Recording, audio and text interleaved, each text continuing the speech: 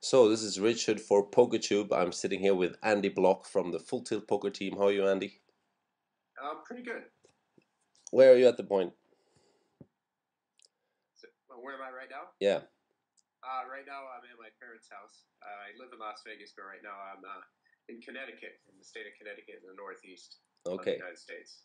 So you got a pretty nice match coming up tomorrow against a PokerTuber called Tristan Gruszkos from Germany. What do you think about that? Well, it should be pretty exciting. I think the last time I played a heads-up HA Pot Limit Omaha match was against Gus Hansen. Okay. And I thought I was doing pretty well there, and then we got it all in a big pot, and I lost. All right. So hopefully this one goes a little bit better. But we'll see. Okay, for those of you, of the guys out there who's going to watch this game, can you tell me just shortly a little bit about yourself, Andy? Well, I've been playing poker in casinos for about 15, 20 years, and I've been a professional poker player for most of that time. In between, I decided I wanted to try something else, went to law school for a few years, and graduated, and before then I was at MIT, and I was part of the MIT blackjack team that was featured in the movie 21. Yes. I guess quite a few of the guys out there have seen that movie. What did you think of the movie, by the way? Well, when I first read the movie, read the script, I thought, oh my God, they're going to make it. They're going to just ruin it, and they're not going to do a good job. But I actually liked it. I liked a few of the scenes. I thought overall it could have been a lot better movie, but I liked it more than I thought I would at first. I guess it's a pretty difficult thing to make it really good and the way you would like it, but still, they did quite a good performance, I think. Yeah, there were a few scenes in there that I really felt captured the essence of what it was like being part of the MIT blackjack team. Mm-hmm. Excellent. So how many years were you there for? I was part of the team from about 93, 94 till the end of the decade, till about 2000. Yeah, we've been talking before. I know you told me some stories about some crazy stuff during that time. Did you get in any trouble afterwards? Well, I got in a lot of trouble. Nothing that stuck, but I did get arrested about 4 times playing blackjack in 3 different countries and an Indian reservation in the United States. So, and the first time was in Monte Carlo. And that was kind of scary at first because it was the first time I got in any trouble. And I realized that card counting is not illegal. And they'll arrest you and claim they think you're cheating or using a device or whatever they can to try to scare you, and it's just a tactic to try and scare you away, because they don't beat you up like they used to. Like you might have seen in 21, that doesn't happen very often. They don't beat people up very often. Instead, they call the cops in to try to scare you, and it goes away. They never convict you of anything, and it's just a scare tactic. It's one of those things going into this. There's always a chance that the casino's going to go after you because most of the employees in the casino, they're not that well trained, and they're just trained to, someone tells them, stop this guy, he's beating us, they assume that it's because you're breaking some kind of law, and in the reality you're not doing anything wrong, you're just playing by their rules, you're using your brain, and if they don't like it, they should change the rules, really. And yeah, absolutely. But they don't, because they want to still bring in the average gamblers. They want the rumor, they want the myth to be there that you can beat the casino without it actually being true in reality. Exactly. Are you still banned from any casinos?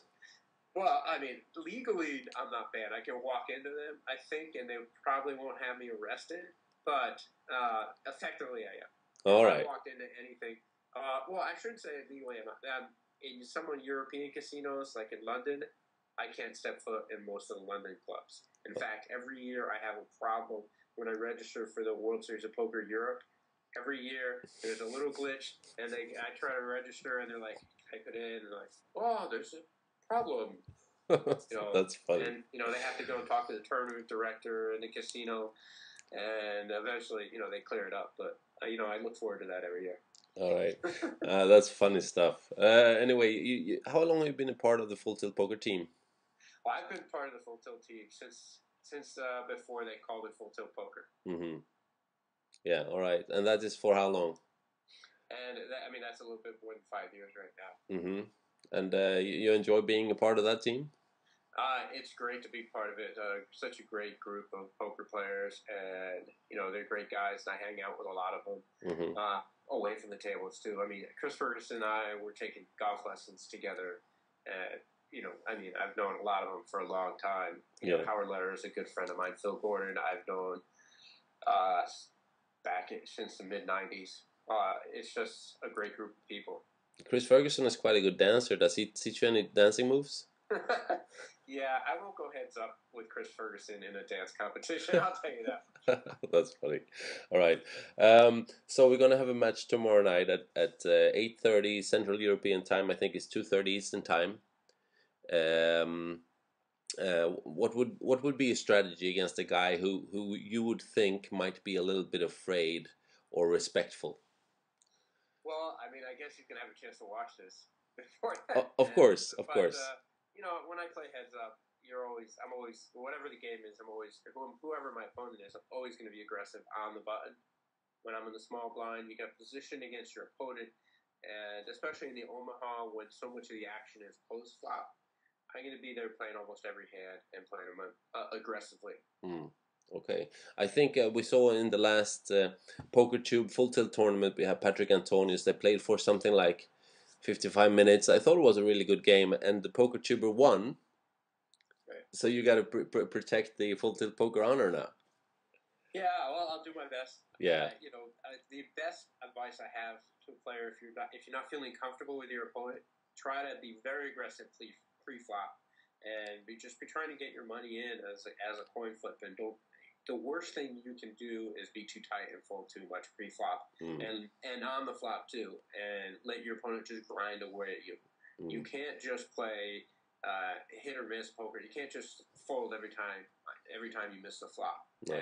You're just going to get run over, and eventually you'll hit the flop, and it'll be a coin flip, and you'll probably then maybe if you're lucky you'll get back into it, but you won't. It's very hard to win. You also tried this software I recommended to you, the iShowU. Are you going to be able to record your match? Yeah, I think I'll be able to record the match, my whole cards tomorrow, and my reaction. That would be. Still gotta make sure it's all running right on my computer. Of course, it's not the easiest. It would be great to watch that afterwards, and maybe we can have a word after the match, and do something like this again and see how it turned out. Sure, I hope so. Good luck to you, Andy, and we'll be keeping our fingers crossed for both of you guys tomorrow night. Okay, thanks a lot. All right, thank you.